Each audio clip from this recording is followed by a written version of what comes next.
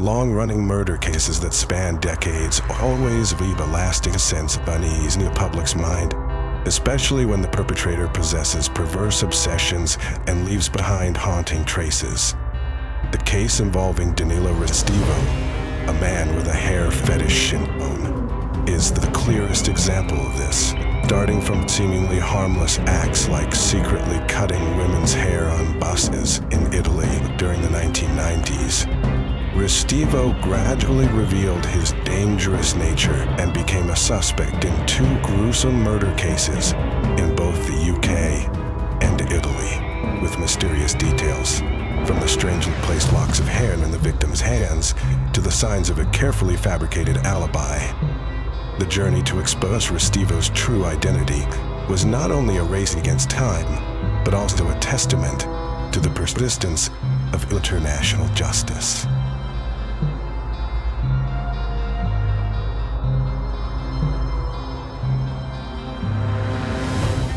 Heather Barnett was a single mother who worked as a seamstress from home.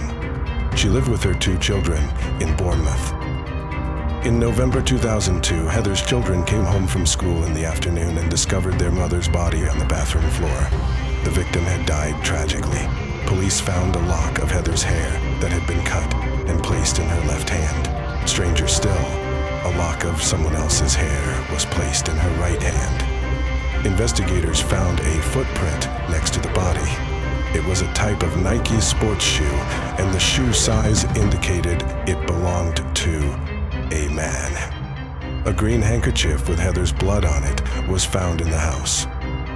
Heather's children said they did not own this handkerchief. Apart from this evidence, the case had no other leads. Police believed the suspect lived near Heather's house because no one noticed any strangers in the area that morning. Investigators also theorized that the killer had brought a change of clothes and shoes to use after committing the crime. Right after Heather Barnett was murdered, the police questioned all of her neighbors, including a man named Danilo Restivo. He had previously been accused by a woman of secretly cutting her hair while she was riding a bus to work. This detail caught the police's attention. Restivo had arrived in Bournemouth in May 2002 and took on odd jobs to make a living. He rented a room across from the home of the victim, Heather Barnett.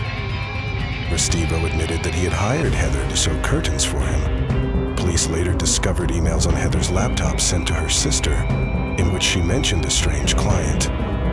In the emails, Heather also expressed concern that after the visit of this client, her spare house keys had gone missing, and she suspected that he had taken them. The client Heather referred to was none other than her neighbor, Danilo Restivo. When questioned, Restivo claimed that at the time of the murder, he was attending an IT training course. He even kept a bus ticket stub from that day. Upon checking the registration log of participants in the training course that day, police found that the time recorded for Restivo appeared to have been altered.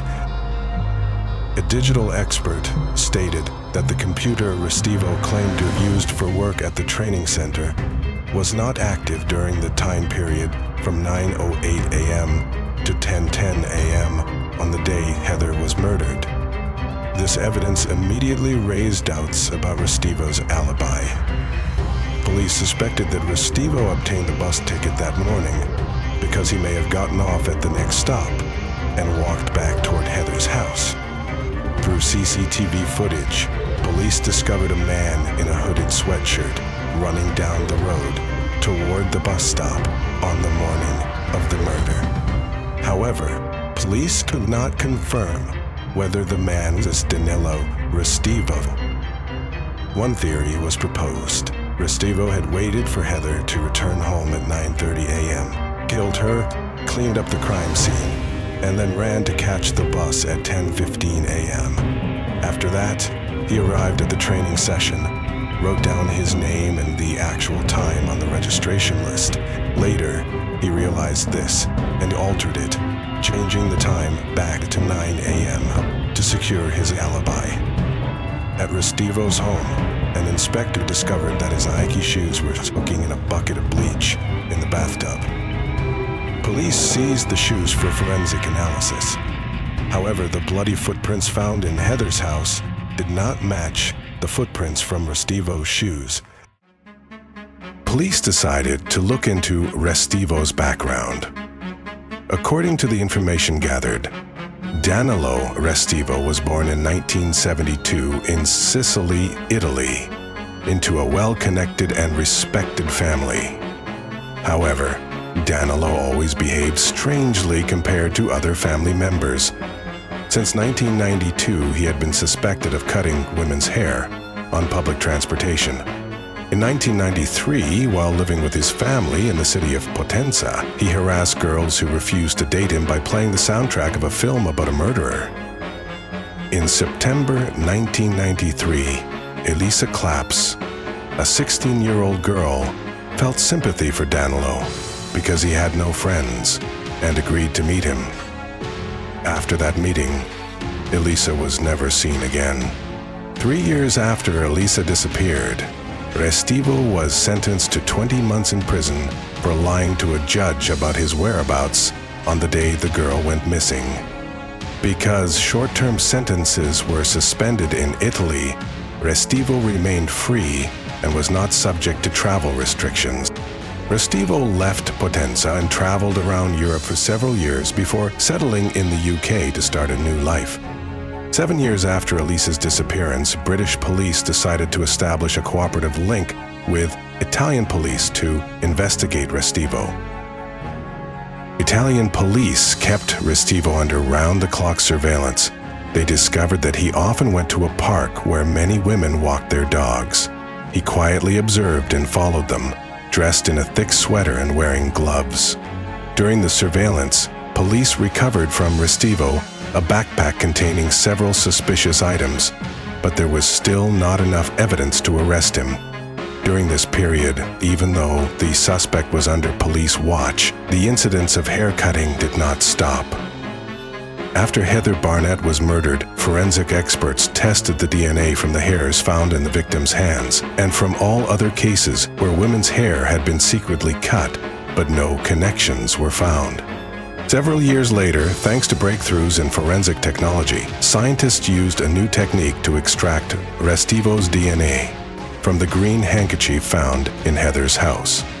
A new forensic technique was also applied to re-examine the pair of Nike sneakers found soaking in bleach at the suspect's home, revealing that the shoes were stained with a significant amount of blood. Back in Italy, nearly 20 years after Elisa Claps disappeared, in March 2010, a new development gave a major breakthrough in the investigation.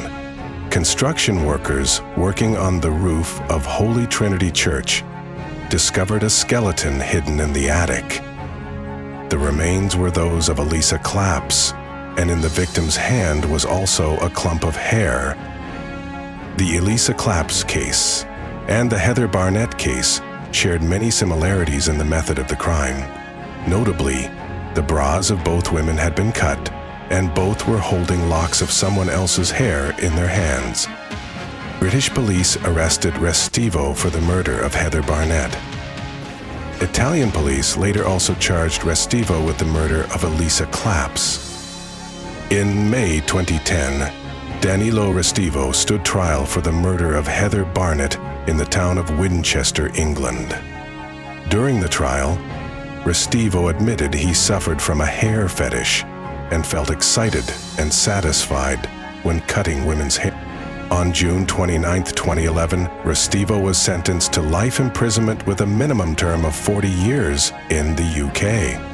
On November 1, 2011, Restivo was convicted of murdering Elisa Claps and sentenced to 30 years in prison in Italy. Combining both prison sentences, the murderer would spend the rest of his life behind bars. More than 2 decades of investigation and a series of seemingly unrelated details eventually painted the full portrait of the murderer, Danilo Restivo, a man with an ordinary appearance who hid a perverse obsession with women's hair. The close collaboration between British and Italian police, along with remarkable advances in forensic science, helped lift the veil of mystery surrounding two horrific cases. The journey from a bizarre behavior to brutal murderers serves as a warning not to overlook even the smallest signs of abnormality. The day Danilo Restivo was sentenced to life imprisonment was also the day the pain of the two victims' families was, in some part, eased. And with justice served, the hair-obsessed killer has paid the price with the rest of his life behind bars.